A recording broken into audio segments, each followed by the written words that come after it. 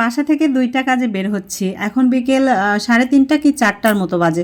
তো আমরা আজকে ছেলেকে একটু বাসায় রেখে যাব, কারণ রাস্তাঘাটের অবস্থা খুব একটা বেশি ভালো না।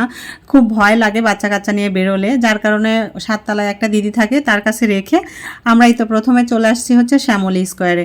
ওখানে একটু ব্যাংকের একটা কাজ ছিল, সেটা শেষ করে এবার আমরা চলে আসলাম টোকিও স্কোয়ারে। এখানে আমার বেশ কয়েকটা কাজ রয়েছে, তো দেখি কতদূর কি করতে পারি। ছেলেকে বাসায় রেখে এসেও যে নিশ্চিন্তে রয়েছি এমনটা কিন্তু নয় বন্ধুরা। মনের ভিতরে সারাক্ষণে টেনশন হচ্ছে যে ও কি করছে, ঠিকঠাক আছে তো। তো যাই হোক, আমরা এখানে যে কাজে এসেছি সেটা তোমাদেরকে বলি।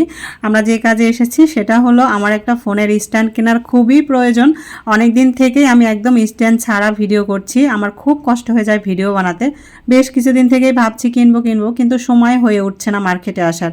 তো আজকে সুযোগ পেয়েছি, এসে এই যে দেখো এই স্ট্যান্ডটা নিয়ে নিলাম আমার একটা পছন্দ মতো। তোমাদেরকে বাসায় যেয়ে খুলে টুলে দেখাবো।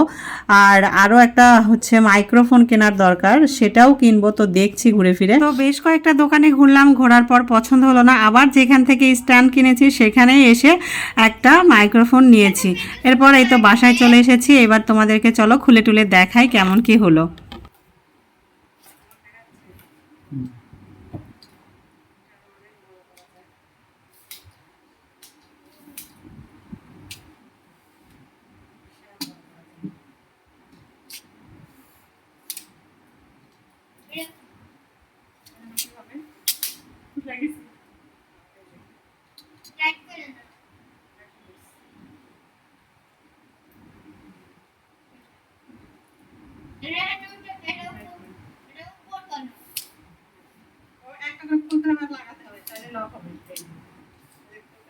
অনেক লম্বা হবে,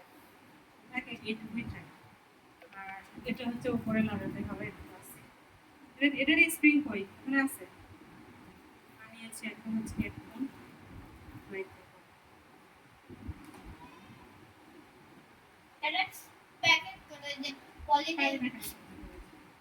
দেখো এই মাইক্রোফোনটা নিয়েছি, কিন্তু এটা নিয়ে মনে হচ্ছে আমি ভীষণভাবে ঠকে গিয়েছি, কারণ ভয়েস দিতে গেলে একদমই ভয়েসটা ভালো শোনা যায় না। তো আমার কাছে মনে হচ্ছে আমার টাকাটাই একদম জলে গেল।